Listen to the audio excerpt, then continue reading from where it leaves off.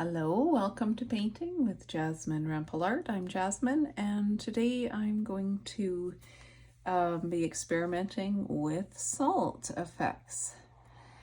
Recently I did a video using different types of salt and different types of paper and different types of paint to see the different effects. Today I want to see what happens based on how much water I use with my salt. So I am going to create some circles to start. These are going to be my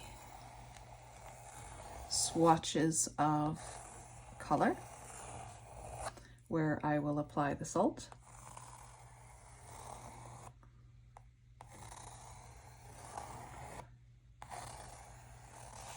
Super. Now I'm going to use kosher salt. I think I'll use it in the top row and table salt in the bottom, and I think I'll have a dry, a saturated, and a very wet, and see what happens on each one and just try to relax and have some fun with it. So for the dry one, I think I will start with Prussian blue paint, and I will just apply it wet on dry.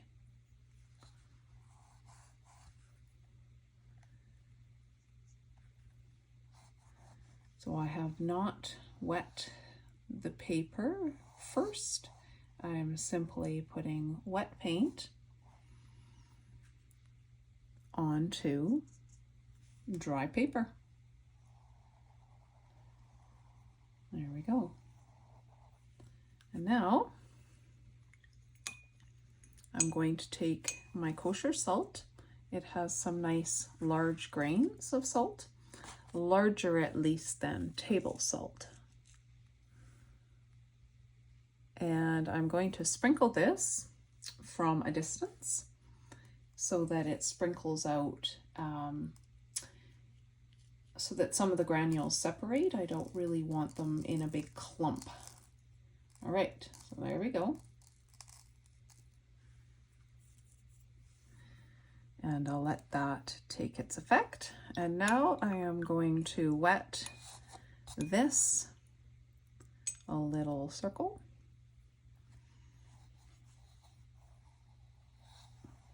And as I'm wetting it, I'm actually, you can't see this process, but you can try it on your own. I am basically tilting my head so that I'm looking for a sheen of water to know the areas that are wet.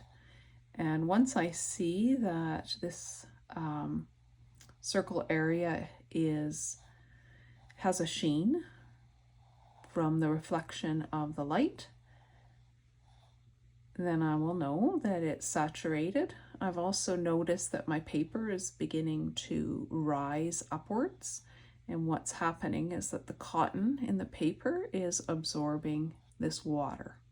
So now this little circle area is wet, but not soaking. And I'm going back into the Prussian blue paint, and it's nice and wet, and I'm going to apply it within this circle. And what you see is it's beginning to bleed outwards as the pigment runs along with the water that's already here. It's blooming outwards.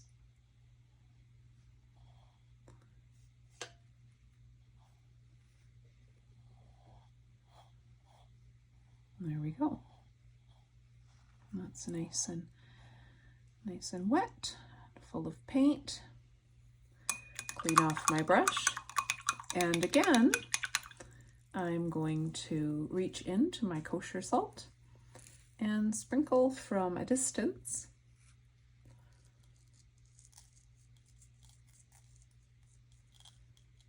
Spread out the granules as much as I can. and let that take effect.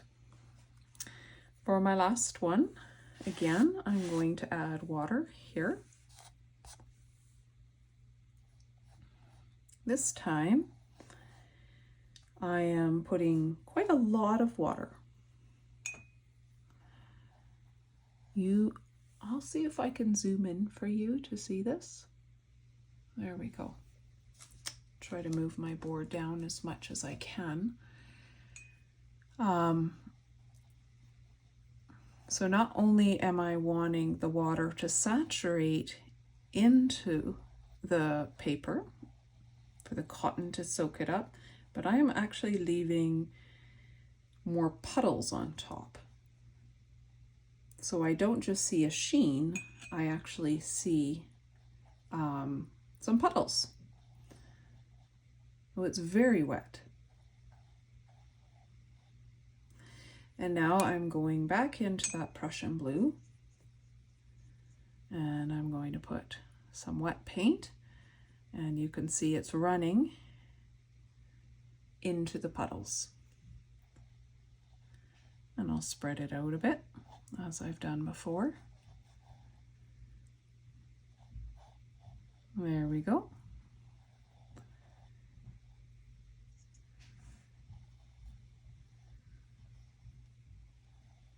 Super. All right. Now, again, I'm going to take this salt and I'm going to sprinkle the kosher salt into this very wet area. Nice. All right, that was the kosher salt. I'm going to do the same thing with the table salt. I'll zoom out.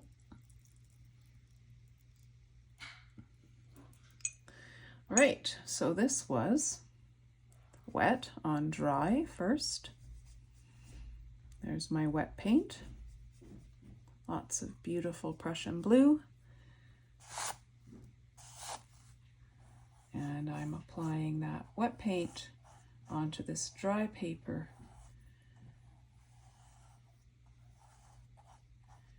You can tell it's dry.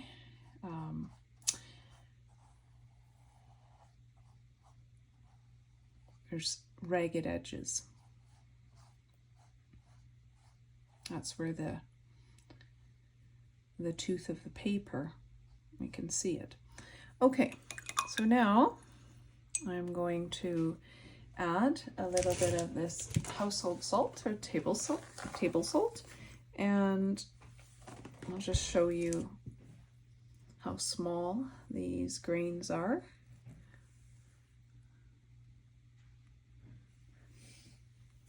And I'm going to take them and sprinkle them from up high again and let them spread out. There we go. Nice.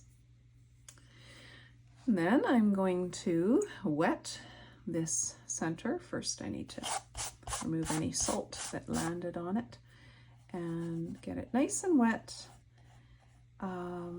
There's a bit of blue on my brush, so you can probably see the wetness that's going on here. And again, I'm looking for a saturated area. I want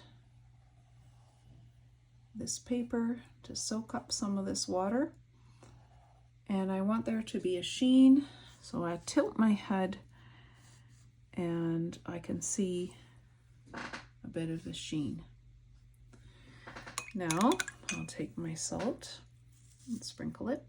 Oh, no, I will not. I'm going to actually add some of my Prussian blue. Nice and wet there. Lovely. There was a bit of blue in the water, so I was thinking I'd already painted it. All right. Nice. And table salt.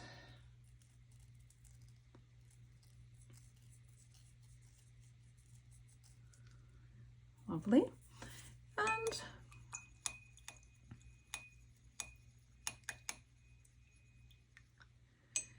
last, my quite wet area with my very wet paint. Reminds me of Goldilocks, the beds. Too small. Oh, what was it? Too small, too soft, too hard. Oh no, oh gosh, it's been so long. Goldilocks. The father's bed was too hard, the mother's was too soft, and the baby's was just right. I am purposely adding extra liquid, extra paint. All right, and let's sprinkle this. Same thing. Good. And now I'm going to let this dry naturally and then check out the effects. Well, this is dried, and I have here a rubber cement square so that I can rub off the salt granules. All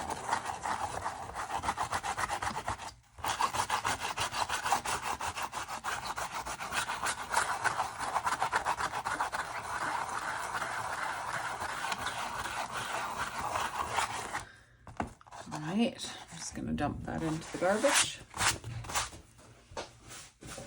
and have a little look.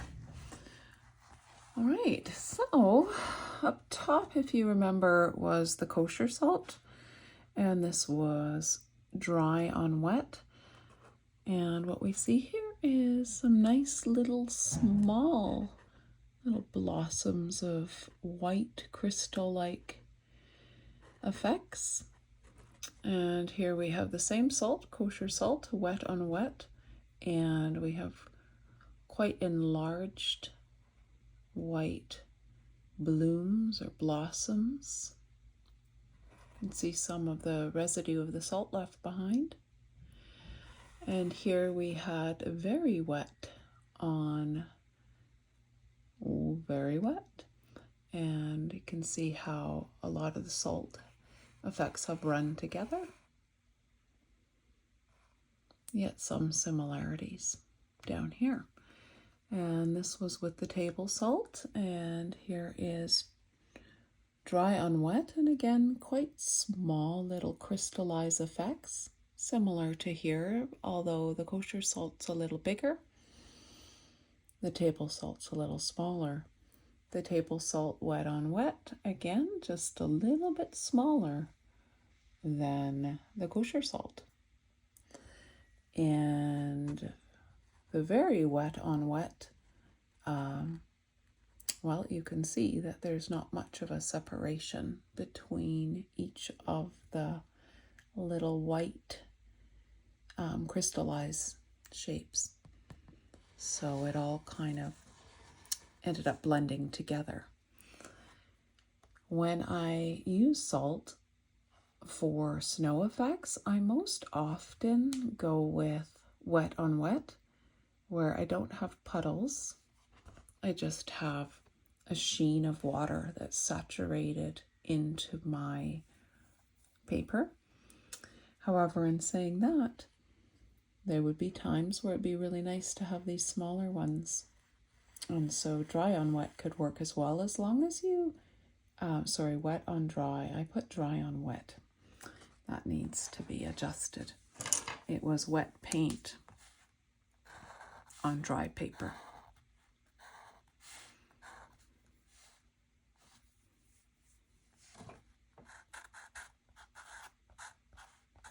Wet on dry.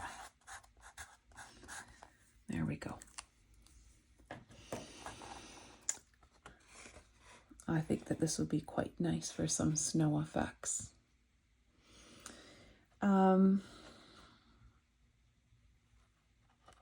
If you've been wondering why your salt doesn't create the more snow-like effects, you might have your paint and water, there might be too much water in your paint.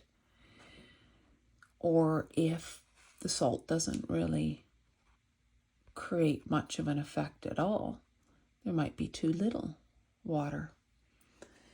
I decided to try this again using a different color and a different paper.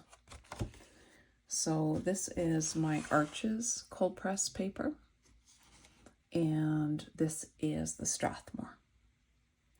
They're both 140-pound cold pressed. In the bottom, I used Prussian blue, and in the top, I used indigo, both Winsor Newton professional level. And this was the wet on dry, and in the indigo, I really can't see too much of an effect at all. The Prussian blue, again, has these little crystal-like effects. Wet on wet, you could see a little more for sure in the indigo. And again, with the Prussian blue. And very wet on very wet in the indigo, you see that kind of running together. And it wasn't overly wet here. So nevertheless, I hope this gives you an idea of what's going to happen when you have drier to mid to very wet. And you might find uses for each of these effects for different painting ideas you want to do. I'm going to show you two little Christmas cards I've been working on.